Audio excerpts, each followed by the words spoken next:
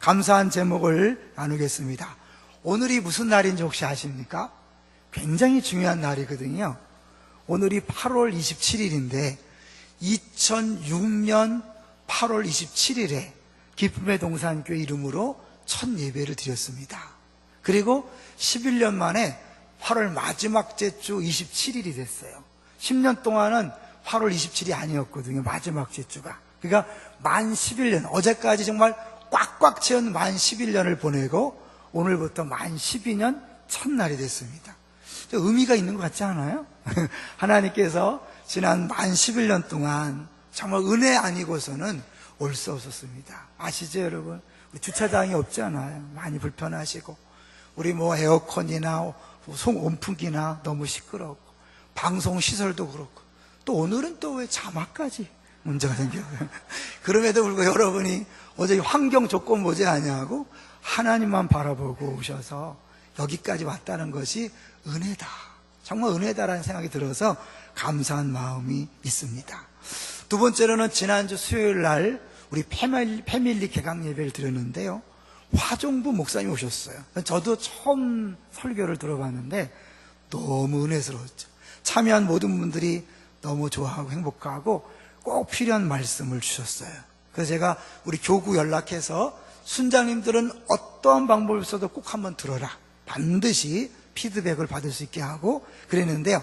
우리 모든 성도님들도 꼭 들어보십시오. 성도들이 알아야 될, 꼭 들어야 될 내용을 말씀해 주셨는데 꼭 들어보시고 우리 12년 차를 새롭게 시작했으면 좋겠습니다.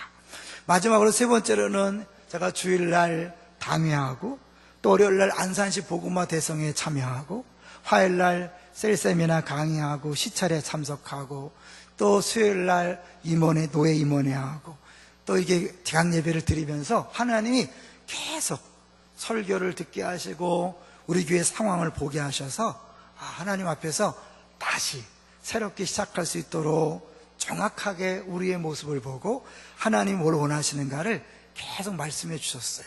그래서 결론은 3B로 돌아가죠. 기본으로, 성경으로, 처음으로.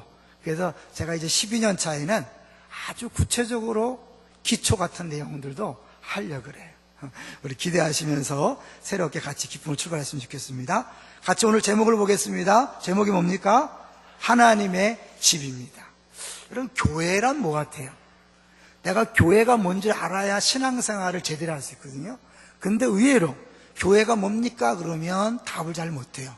답을 못한다는 것은 내가 교회를 잘 모른다는 것이고요. 신앙생활이 뜬구름 잡는 것이 될 수 있어요.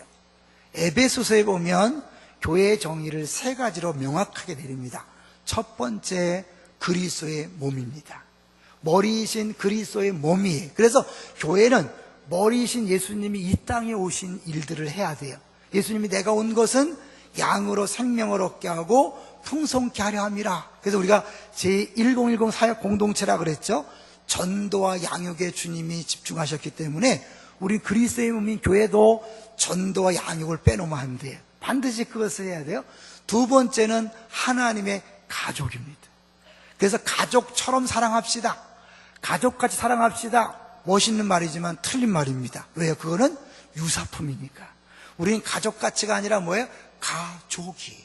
하나님을 아버지로 모시는 가족입니다. 그래서 여러분은 다 형님, 누님, 동생, 아우님이 되는 거예요. 할아버지, 할머니도 다 하나님의 자녀입니다. 무슨 촌수가 그러냐? 영적으로 그렇다는 거죠. 우리가 가족이란 것을 기억하셔야 돼요. 세 번째가 하나님의 처소, 하나님의 성전, 하나님의 집이라고 말할 수 있는 거예요. 자, 오늘 제목이 뭐예요? 하나님의 집이죠. 그러니까 결국 이 교회와 오늘 제목이 연관이 되는 거예요. 근데 구약 성경에서 하나님의 집에 대해서 제일 먼저 나타나는 데가 어딜까요?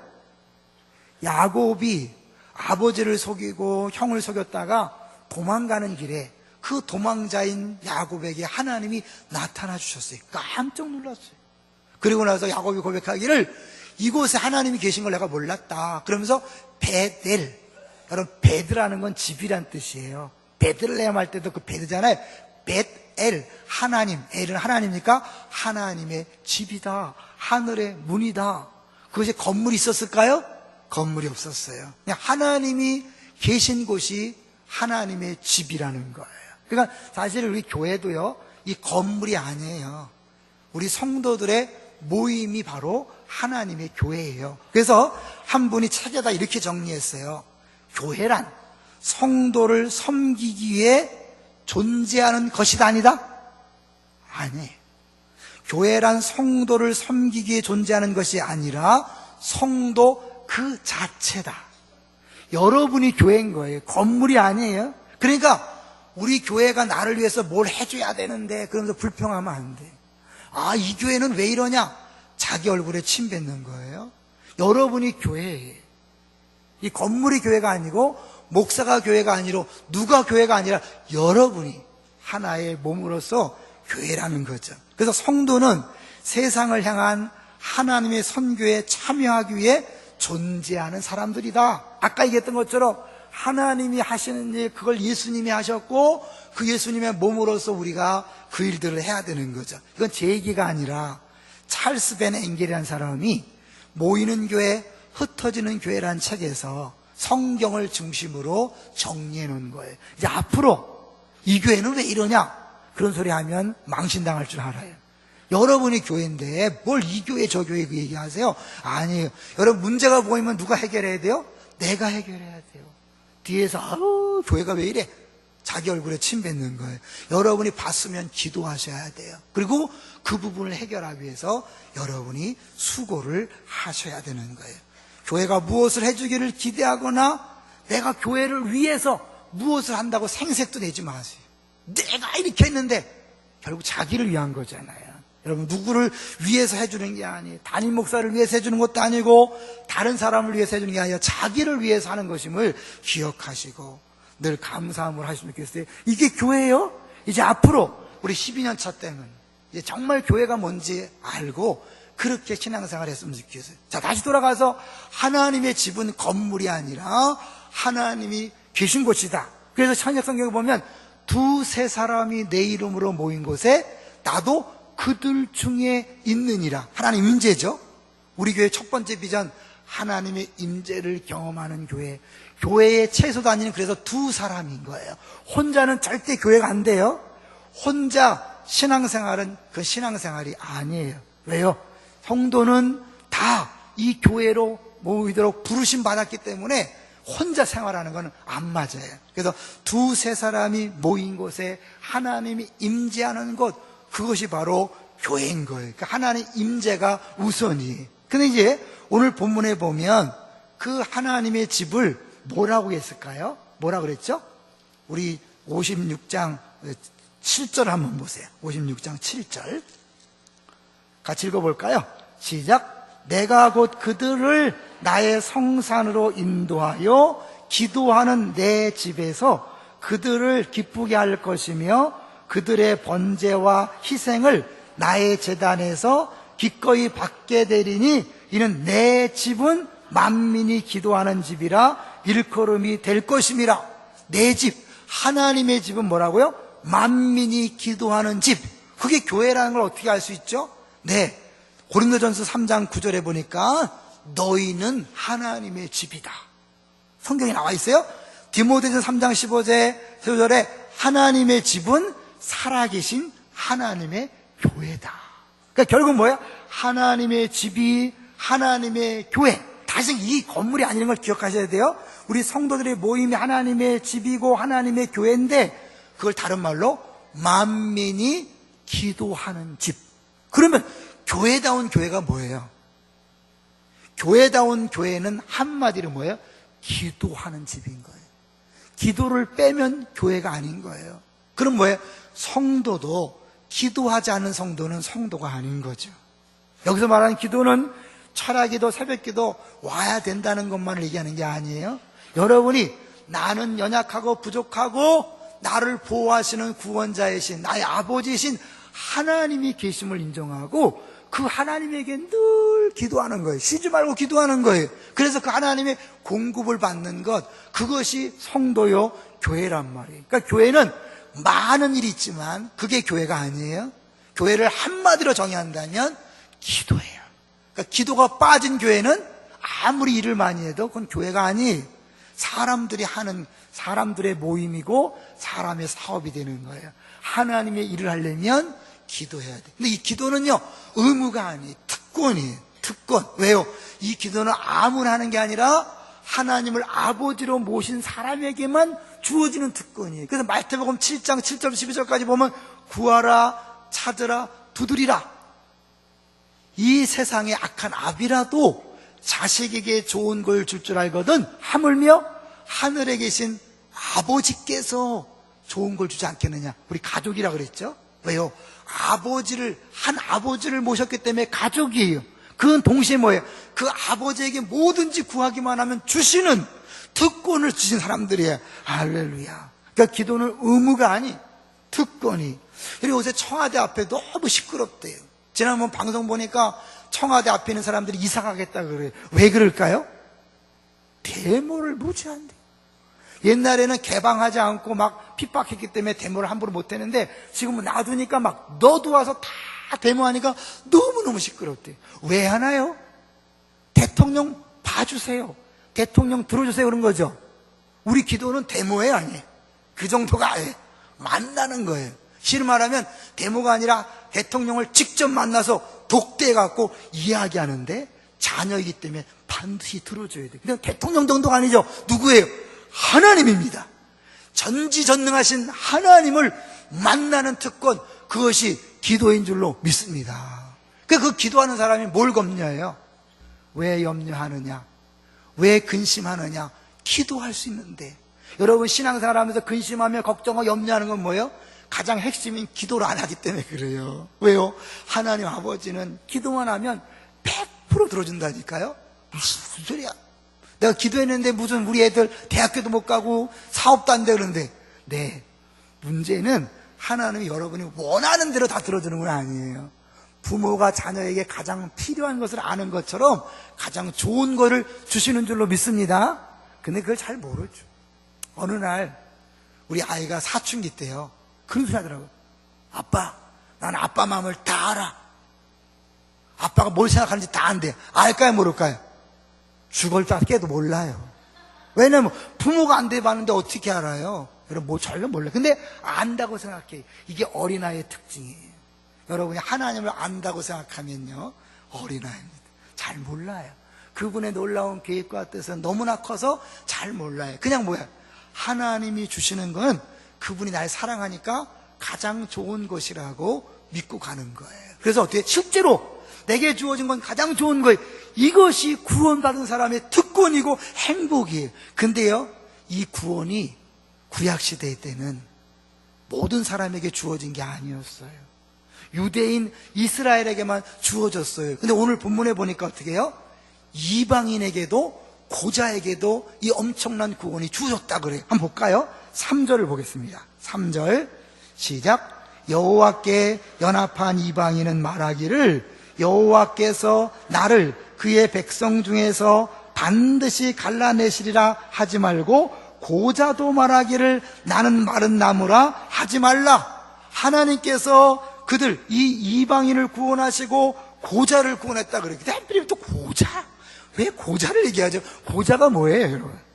우리 넷이 있죠, 넷이. 근데 이걸 얘기하는 이유가 있어요. 왜? 성경에 보면 이 고자가 대표적으로 총회에 들어오지 못하는 사람이기 때문에 그래요. 그래서 성경을 한번 볼게요. 신명기 23장 화면이 나오면 볼 텐데, 나오나요? 신명기 23장 1절. 안 나오면 안 난다고 얘기하세요? 자, 한번 읽어볼게요. 시작. 고환이 상한 자나 음경이 잘린 자는 여호와의 총회에 들어오지 못하리라. 이게 1번이야. 왜 그럴까요? 할례가 있었잖아요. 이 할례라는 것은 경건한 후손에 대한 복과 그 약속을 붙잡는 거예요. 근데 음경이 잘렸다, 할례할 수 없잖아요. 그런데 고환이 상했다, 그 할례 해봤자 애를 못 낳기 때문에 사실은 문제가 되는 거예요. 그래서 하나님이 이 사람들은 거룩한 총회에 들어오지 못한다고 그래요. 좀 가혹한 것처럼 보이죠? 이게 거룩성을 얘기하려는 거죠. 두 번째 2절을 볼까요? 2절을 보시면 읽어볼까요? 시작. 사생자는 여호와의 총회에 들어오지 못하리니 10대에 이르기까지도 여호와의 총회에 들어오지 못하리라. 사생자, 잘못된 결혼에서 나온 거잖아요. 이게 자기 잘못도 아니죠. 부모를 잘못 만난 건데 총회에 들어오는데 10대까지 못 들어와. 11대부터 들어온다는 거죠. 3절을 볼게요. 세 번째 부류 3절 시작. 암몬 사람과 모압 사람은 여호와의 총회에 들어오지 못하리니 그들에게 속한 자는 10대뿐 아니라 영원히 여호와의 총회에 들어오지 못하리라. 이 이방인 모압과 암몬인들 특별히 왜 영원히 못 들어온다 그럴까요? 그 뒤에 4절부터 집에 가서 한번 읽어보세요. 보면 이들이 이스라엘 백성이 애굽을 나왔을 때 환대하지 않고 대접하지 않고 함부로 대했어요. 핍박했어요. 여러분 우리에게 보면 교회 나오기 전에 교회 욕하고 목사 욕하고 성도들 핍박한 사람들 영원히 구원받지 못할 줄을 본 거예요. 이 역사적인 잘못을 하나님이 기억하시고 영원히 총회에 못 들어온다. 그러는데 하나님이 이제 뭐예요? 그 고자나 이방인들 누구나 다 다시 구원의 복을 누리게 된다라고 해서 이 범위를 넓혀준 거예요. 자, 1절을 한번 볼게요. 어떻게 그런 일이 가능한가? 자, 56장 1절을 읽겠습니다. 시작. 여호와께서 이와 같이 말씀하시기를 너희는 정의를 지키며 의를 행하라. 이는 나의 구원이 가까이 왔고 나의 공의가 나타날 것임이라 하셨도다. 이 말씀이 너무 어려워요. 왜냐하면 분명히 이사야서가 1장부터 39장까지는 하나님 앞에 죄진 걸 막 이야기해요. 그럼 너희들 너 죄졌기 때문에 심판이다. 그 다음에 40장부터는 예수 그리스도를 보내서 구원할 걸 얘기하거든요. 갑자기 또 56장에서 정의를 지키며 의를 행하라. 그래야 구원이 있다. 무슨 이게 행위 구원을 얘기하나? 헷갈리는 거예요. 근데 이 말씀은 신약과 연결을 시켜봐야 돼요. 자, 생각해 보세요. 예수님 세례 요한이 이 땅에 오셔서 예수님이 첫 번째 외친 메시지가 뭐죠? 회개하라, 천국이 가까웠느니라. 가깝다? 다시 오늘 본문을 보세요. 이는 나의 구원이 뭐했다? 가까이 왔다. 이거는 예수님이 이 땅에 오셔서 하나님 나라가 이 땅에 오는 그것을 얘기하면서 그렇기 때문에 정의를 지키며 의를 행하라 그랬어요. 그럼 뭐예요 이게? 이건 율법을 다 지켜 행하는 것인가? 행위를 말하는 것인가? 근데 이거는 회개하라는 뜻이와 마찬가지예요. 자, 요거 2절로 한번 보면요. 1절과 이게 이 1절에 대한 확대 해석인데 2절을 보겠습니다. 시작. 안식일을 지켜 더럽히지 아니하며 그의 손을 금하여 모든 악을 행하지 아니하냐 하나니. 잠깐 멈출게요. 여기 보니까 1절에 정의를 지켜 그랬죠. 지킨다는 단어. 2절에 뭐예요? 안식일을 지켜. 같은 말이에요. 정의를 지키란 말은 안식일을 지키란 말이에요. 그러면 4계명 얘기하는가? 아니요, 그거 더 큰 거예요. 좀 이따 말씀드리고요. 그 다음에 뭐예요? 정의를 지켜 의를 행하라. 의인과 반대되는 게 뭐예요? 악인이죠. 손을 금하며 모든 악을 행하지 아니하야 하나니 이와 같이 하는 사람, 이와 같이 굳게 잡는 사람, 이와 같이 하는 사람, 이와 같이 굳게 잡는 사람. 왜 잡는다는 표현을 썼을까요? 안식과 더불어 언약에 대한 얘기가 나와요. 잘 생각해 보세요. 사실은 왜 천국에 가까운데 회개해야 될까요? 그냥 은혜로 구원해 주면 되는 거지 회개는 왜 필요할까요? 네, 예수님께서 말씀했어요. 의사는 병든 자에게라야 소용이 있지 건강한 사람에겐 소용이 없다. 뭐예요? 내가 죄인임을 인정하고 죄를 고백해야, 회개해야 예수님이 구원자로 오실 수 있는 거예요. 바리새인들은 자기들이 죄가 아니라고 생각했어요. 그래서 저 세리보다는 내가요 잘했지요. 여러분, 교회에서도 내가 저 인간보다는 신앙생활 잘하지요. 이래서 바리새인 같은 사람이에요. 그래서 예수님이 아무 상관이 없어요. 예수님은 죄인을 구원하셨기 때문에 내가 먼저 죄를 깨닫고 죄인임을 인정해야만 예수님이 메시아로서 구원자로서 구원할 수 있는 거예요. 믿습니까? 그 얘기를. 나의 구원이 가까이 왔다. 천국이 가까이 왔다. 구원자가 왔다. 그리고 뭐예요? 회개하라. 네 죄를 인정해라. 그래서 나오는 게 뭐냐면 1절에 나의 공의가 나타날 것임이라 하셨도다. 중요한 말, 뭘 얘기할까요? 나타난다는 표현을 기억하세요.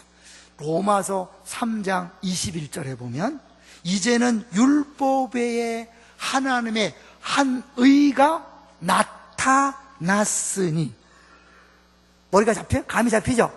율법 외에 하나님의 한 의가 나타났으니, 1절에 나의 공의가 나타날 것임이라. 너희들이 율법을 다 지켜야 의인이 되는데 그건 안 된다. 그래서 하나님이 율법 외에 또 다른 의를 보내서 하나님이 나타났으니, 22절에 곧 예수 그리스도를 믿음으로 말미암아 모든 믿는 자에게 미치는 하나님의 의인이, 모든 믿는 자에게 미치는 하나님의 의인이, 로마서 1장 17절에 복음에는 하나님의 의가 나타나서, 연결이 되십니까? 결국 이 얘기는 뭐냐면 예수님으로 인한 복음을 강력하게 이야기하는 거예요. 어떻게 고자가, 이방인이, 사람 죄인들이 주 앞에 구원받을 수 있을까요? 어떻게 하나님의 자녀가 되어 기도하는 특권을 누릴 수 있었을까요? 그것은 예수님이 이 땅에 구원자로 오셨기 때문입니다. 그런데 그 구원자를 내가 진짜로 인정하고 믿으려면 내가 죄인인 것을 먼저 깨닫고 고백하셔야 합니다. 그러니까 죄인임을 깨닫는 게 은혜고 복이죠. 자, 그런데 이렇게 하나님께서 은혜로 우리를 구원해 주셨는데 3절을 다시 읽을게요. 우리 신앙생활 하면서 오는 맹점 하나가 있어요. 자, 3절을 보겠습니다. 3절 시작. 여호와께 연합한 이방인은 말하기를 여호와께서 나를 그의 백성 중에서 반드시 갈라내시리라 하지 말며, 고자도 말하기를 나는 마른 나무라 하지 말라. 이방인을 구원했는데 보니까 하나님이 차별하는 것 같아요. 자기 차별받는다 생각하는 거예요. 아니, 하나님은 차별하지 않았어요. 당신에 대한 하나님의 사랑은 언제나 뭐예요? 100%예요. 과거에도 사랑했어요. 내가 예수 믿기 전에 사랑했어요. 맞나요? 네. 하나님이 세상을 이처럼 사랑하사 독생자를 주셨으니, 내가 예수 믿기 전에 우리를 사랑하기 때문에 영혼들을 택하셔서 예수님을 보내신 거예요. 그 사랑은 지금도 100%예요. 믿습니까? 앞으로도 100%예요. 절대 변하지 않아요. 근데 뭐예요? 내가 스스로 열등의식을 느끼는 거예요. 교회 오니까 교회도 돈이야. 돈 있는 사람만 인정해. 교회도 똑똑한 사람만 인정해. 이렇게 자기 스스로 비교의식에 빠지는 거예요. 그렇게 하지 말라는 거예요. 왜냐하면 우리가 구원받은 것이 능력으로 구원받는 것이 아니라, 학벌이 아니라, 외모가 아니라, 우리 지식이 아니라 은혜로 받았잖아요. 은혜란 건 뭐예요? 공짜란 말이에요. 주님이 죽으심을 통해 공짜로 받았기 때문에 도토리 기대기 하지 말라는 거예요. 비교하지 말라는 거예요. 아까 잠깐 얘기했어요. 우리 아들이 어릴 때 난 아버지 마음을 다 알아. 뭘 알아요? 여러분, 괜히 담임 목사를 함부로 판단하지 마세요. 여러분의 수준껏 판단하지 마세요. 솔직히 말해, 여러분은 저를 이해 못해요. 왜? 담임 목사가 안 돼봤기 때문에. 제가 얼마나 많은 이야기를 듣고 얼마나 많은 생각을 하는지 여러분은 몰라요. 그러니까 여러분 입장에서 함부로 판단해서 목사가 누구면 좋아한다, 그런 소리 하지 마세요. 그러면 저 목회 못해요. 내가 한다면 하나님이 가만두지 않을 거예요. 마찬가지예요. 교회에서 여러분을 판단하고 비교한다면 그 사람의 문제예요. 하나님은 여러분을 절대로 차별하지 않습니다. 절대로 여러분을 골라내지 않습니다. 이 얘기예요. 나를 갈라내실 것이다. 결국에는 지금은 참지만 갈라내실 것이다. 나를 열매, 고자라. 나무를 열매를 맺지 못하는, 우리 열매를 맺으시면 맨날 찬양하니까 나 열매 맺지 못하니까, 전도 못하니까 결국은 잘라낼 거 아닌가? 아니라니까요. 그런 열매가 아니에요. 하나님은요, 여러분을 은혜로 구원하실 뿐만 아니라 은혜로 계속해서 여러분을 끝까지 인도하실 줄로 믿습니다. 어느 정도로 볼까요?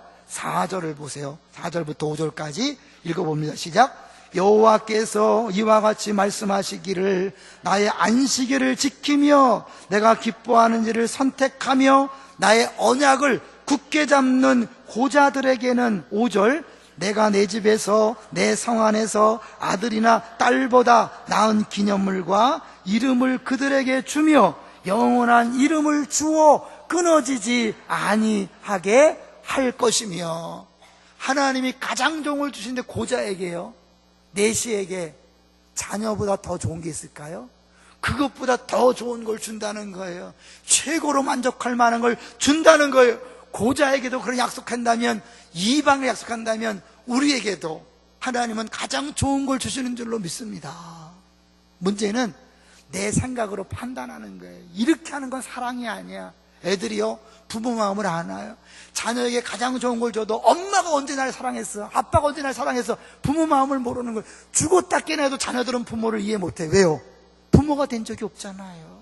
여러분 이해하셔야 돼요. 걔들이 그런 소리 하는 걸 이해하셔야 돼요. 그럴 때마다 생각하시죠. 그래, 맞아, 나도 하나님한테 애매한 소리 하는데 니들이 그러는 건 당연하다.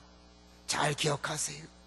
하나님의 마음을 모르는 사람은 더 자녀들이 더 여러분을 속을 긁을지 몰라요. 이건 성경은 아니니까 그대로 믿지 마세요. 하나님이 우리에게 힘들고 어려운 걸 통하여 깨닫게 하세요. 하나님이 아들을 보낸 아픔을 깨닫게 하기 위해서 여러분 자녀에 대한 아픔을 경험케 하세요.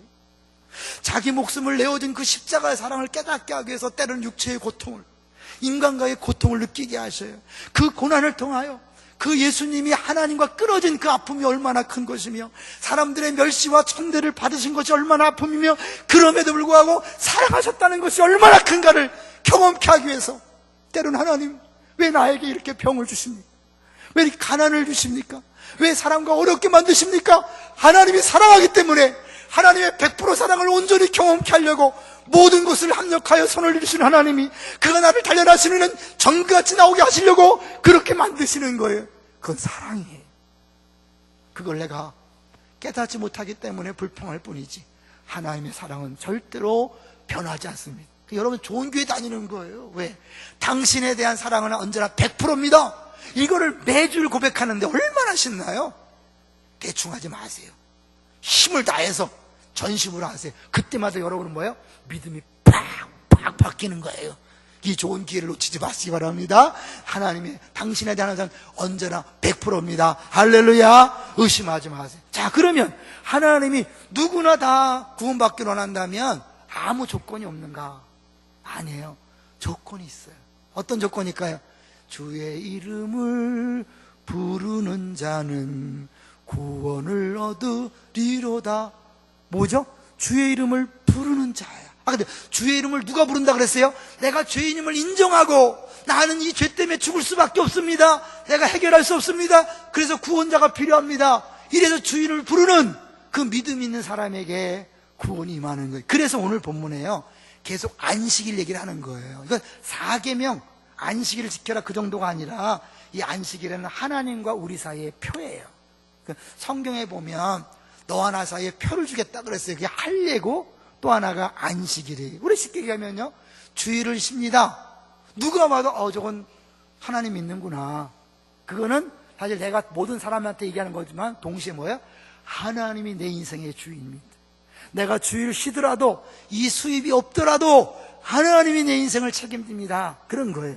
그래서 이 안식일은 단순히 10계명 중에 하나가 아니라 우리 신앙의 뿌리예요. 그래서 이 구약 창출애굽기 20장에 보면요 10계명을 얘기할 때 안식일 계명이 길어요. 제일 길어. 근데 핵심은 뭐냐면 하나님이 6일 동안 천지를 창조하고 7일째 쉬었으니 너도 쉬어라. 이건 뭐예요? 하나님의 천지 창조를 인정하고 믿는 거예요. 그러니까 내가 안식일을 쉰다는 건 뭐예요? 하나님이 나를 창조했음을 믿습니다. 그런 고백인 거예요. 근데 이게 신명기에 가보면 이 안식일을 지키라 그러면서 하나가 더 플러스 돼요. 뭘까요? 창조 하나님 플러스 내가 너를 애굽에서 인도하여 구원해냈으니 그것을 기억하며 안식일을 지켜라. 그게 뭐예요? 창조주 플러스 구원자가 된 거예요. 이제 감이 좀 잡히죠? 결국 우리가요 예수님이 이 땅에 오셨지만 그 예수님이 나의 구원자가 됨을 인정하고 그분을 부르지 않으면 구원이 없는 거예요. 안식일을 지킨다는 것은 결국 뭐예요? 하나님 나를 창조했는데 인간이 죄를 범하여 죄인이 되었고 그래서 구원받을 수 없었는데 예수 그리스도를 보냄으로 나를 구원해 줬다. 이 사실을 아는 거예요. 그래서 뭐예요? 언약이 같이 나오는 거예요. 언약을 붙잡는 자마다. 우리 행위가 아니에요. 그 언약은 뭐예요? 새 언약으로 연결되잖아요. 우리가 왜 포도주와 빵을 먹어요? 그거 무슨 입에 뭐가 나 먹어요. 근데 뭐예요? 그걸 먹고 마시면서 예수님이 나를 위해 죽으시고 피 흘리셨습니다. 왜? 내 죄 때문에 살을 찌시고 피 흘리셨습니다. 내 죄 때문에 죽으셨습니다. 그걸 믿는 거잖아요. 내 죄를 인정하는 것이고 그분이 나를 위해 죽으신 걸 믿는 것, 그것이 바로 뭐예요? 성찬식에 참여하는 거예요. 그것은 주의 언약을 내가 붙잡는 거예요. 언약은 간단히 얘기하면 하나님이 나의 하나님으로 나를 보호하시고 지켜주시고 나는 그의 백성으로 그분을 섬기고 사랑하겠다는 표예요. 그러니까 그 언약을 붙잡는 거예요. 율법을 지키는 게 아니라 그 언약을 붙잡는 거예요. 하나님 나를 사랑하시되 영원히 사랑하셔서 예수 그리스도를 보내신 것을 믿는 것, 그걸 얘기하는 거예요. 그러니까 조건이란 뭐예요? 그걸 믿는 사람을 얘기하는 거예요. 근데요, 우리가 믿는다고 구원받는 거 너무 쉽게 보이지만, 우리 편에 쉽게 보이지만 하나님 편에서 쉬운 일이 아니었어요. 왜요? 여러분, 성소와 지성소 사이에 뭐가 있었죠? 성소와 지성소 사이에 휘장이 있었어요. 이게 어느 날 찢어졌죠? 왜 찢어졌어요? 예수님이 죽으실 때 찢어졌어요. 그러면 그 휘장은 무슨 역할을 한 거예요? 그 성소와 지성소를 갈라놓아서 그 지성소에는 아무나 못 들어갔어요. 1년에 딱 한 번 대제사장만이 그 이스라엘 백성의 죄를 해결하기 위해서 들어갈 수 있는 그 아주 제한된 공간이었어요. 제한된 사람에게 제한되게 주어진 그런 기회였어요. 근데 그것도 뭐예요? 그 대제사장이 지성소에 들어가서 죄의 문제를 해결함으로 이스라엘 백성에게만 그 죄사함이 있었어요. 이방인들에게는 해당되지 않았어요. 근데 어떻게 이게 가능했을까요? 네, 이거는 그 성소를 뛰어넘는 하나님 일하심이 있었어요. 사실 아담과 하와가 죄를 짓고 쫓겨났을 때 뒤를 돌아보니까 뭐가 있었다 그러죠? 옛날 성경에는 화영검이 있었다 그래요. 근데 이 지금 현재 성경에는 쉽게 불칼이 지킨다 그랬어요. 이제 에덴 동산에 들어가고 싶어도 못 들어가요. 하나님 만나고 싶어도 못 만나요. 왜? 그 불칼을 지나가야 되는데 불칼을 지나는 순간 다 죽으니까 아무도 못 들어갔어요. 하나님이 임시방편으로 제사 제도를 줬고 성막과 성전을 줬는데 그 성전조차도 이스라엘에게만 국한된 제한된 거였어요. 근데 예수님이 친히 그 불칼 밑으로 들어간 거예요. 그 불칼에 들어가서 죽으셨어요. 근데 본인만 죽은 것이 아니라 예수님이 죽는 순간 그 불칼도 부서졌어요. 사망아, 너의 쏘는 것이 어디 있느냐? 예수님이 죽으심으로 사망이 없어진 거 다 아시죠? 그 불칼을 주님께서 같이 없애준 거예요. 그래서 이제 누구나 다 다시 하나님 앞에 들어갈 수 있게 됐어요. 지성소에 들어갈 수 있게 됐어요. 그 팀켈러 목사님 이 부분을 너무 멋지게 표현했어요.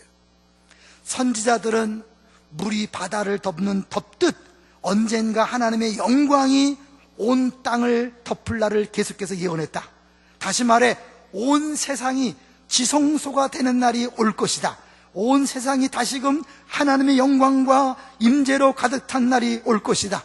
민족이나 인종, 배경, 사회, 계급과 상관없이 누구나 하나님의 품에 안길 날이 올 것이다. 물이 바다 덮음같이 여호와의 영광이 가득한 날이 올 것이다.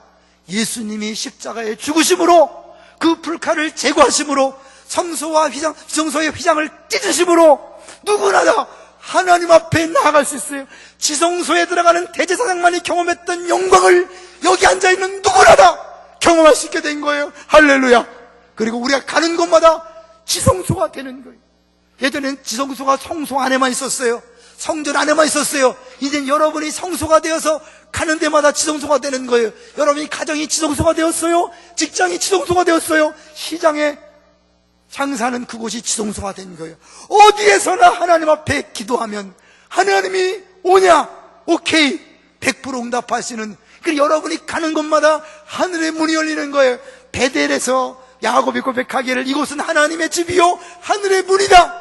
여러분이 회사에 가서 기도하면 회사에 하늘의 문이 열리는 거예요. 할렐루야. 여러분이 집에서 기도하면 그 집에 하늘의 문이 열리는 거예요.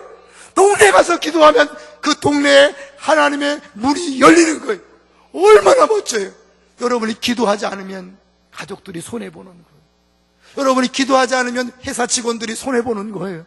기도하지 않으면 안산시가 손해보는 거예요. 왜요? 내가 하나님의 성소로서 지성소에 나갈 수 있는 특권이 주어졌기 때문에 내가 기도하기만 하면 옛날에 대제사장만이 누릴 수 있었던 그 어마어마한 하나님과의 독대를 해서 기도하면 아버지이기 때문에 사장님이 아니에요. 계산하고 들어줄까 안 들어줄까 하는 게 아니에요. 아버지기 때문에 기도하면 다 들어주는, 우리가 그런 존재. 이것을 위해서 예수님이 하늘 보좌를 버리고 이 땅에 오셨어요. 그 불칼을 제거하기 위해서 본인이 죽으셨어요. 그래서 우리가 받은 구원이 얼마나 큰가를 여러분이 늘 기억하셔요. 은혜라고 말할 때 함부로 말하지 마세요. 여러분, 은혜를 고백했다면 그때부터 뭐예요? 감사요, 기쁨이죠. 내가 불평하고 원망하고 다투는 것은요, 은혜를 모르는 거예요. 정말 은혜를 하십니까? 야, 은혜야. 아무것도 아까운 게 없는 거죠. 그래서 어떻게 해요? 감사와 기쁨이 있는 거예요. 여러분 기억하세요. 억지로 기뻐하려고 하지 마시고 내가 받은 은혜가 얼마나 큰가를 자꾸 기억하세요. 안 되면 내가 예수 믿기 전에 그 못된 짓을 했는데 나를 버리지 않고 불러주신 것을 감사하세요. 바울은요, 알았어요. 내가 핍박자요 해방자다. 내가 죄인의 괴수인데 나 같은 것을 살려줬구나.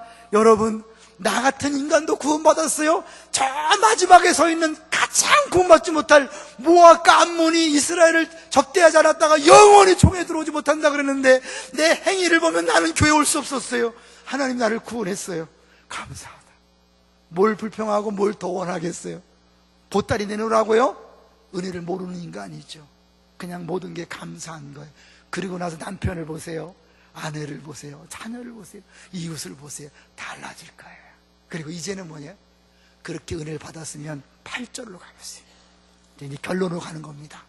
자, 8절, 56장 8절 시작. 이스라엘의 쫓겨난 자를 모으시는 주 여호와가 말하노니 내가 이미 모은 백성 외에 또 모아 그에게 속하게 하리라 하셨느니라. 하나님은 지금도 고자와 이방인뿐만 아니라 계속해서 인간의 사람을 구원한 일을 하고 있어요. 그걸 위해 예수님이 오셨기 때문에 예수님이요, 사마리아 여인을 찾아가서, 그 당시는 사마리아 여인과 대화도 안 했어요. 남자 여자는 더구나 대화를 안 했어요. 근데 예수님이 사마리아 여인에게 가서 물을 달라, 가장 낮아진 자세로 간 거예요. 그리고 그를 구원했어요. 어떻게 됐어요? 사마리아 여인이 물동이를 버려두고 동네에 가서 복음을 증거했어요. 하나님이 하시는 선교에 동참하는 것이 우리들이라고 그랬죠. 우리가 교회요, 우리 성도들은 하나님이 하시는 일에 동참하는 동역자들이다. 결국 하나님이 지금도 사람들을 모으고 있다면, 구원하려고 그렇게 애를 쓰고 계시다면 우리들이 할 일은 뭐예요? 내가 받은 은혜를 생각하면서 나는 이렇게 근심 걱정 염려가 없을 때마다 어디든지 무릎 꿇고 앉으면 지성소가 되어 하나님 앞에 기도할 수 있는 특권이 주어졌는데, 저기 저 사람들 예수를 알지 못하는 사람들은 근심 걱정 염려 속에 방법이 없어요. 대책이 없어요. 술 마시고 담배 피고 정말 쾌락을 추구하면서 어쩔 바를 몰라요. 잠을 못 자고 어쩔 바를 몰라요. 그게 불쌍히 여겨져서 찾아가는 것, 이것이 우리의 할 일인 줄로 믿습니다. 여러분, 억지로 전도하라고 말하는 게 아니에요. 우리 교회 빈자리를 채우라고 말하는 게 아니에요. 하나님 나를 은혜로 구원했고, 은혜로 구원하신 하나님이 지금 무엇을 원하신가를 안다면, 나처럼 이렇게 행복과 기쁨을 다른 사람도 맛보기를 원하신다면, 그럼 어떻게 해요? 내가 기꺼이 달려가는 거죠. 여러분, 가족에게로 달려가고, 직장 동료에게 달려가고, 이웃에게로 달려가시기를 주의 이름으로 축원합니다. 억지로 가지 마세요. 먼저 여러분이 받은 은혜를 기억하세요. 은혜를 묵상하세요. 우리 12년 차에는 정말 은혜답게 고백하고, 은혜를 누리고, 은혜의 말을 말로만 하는 것이 아니라 진짜 은혜를 알고 그렇게 살아가게 되시기를 주의 이름으로 축원합니다.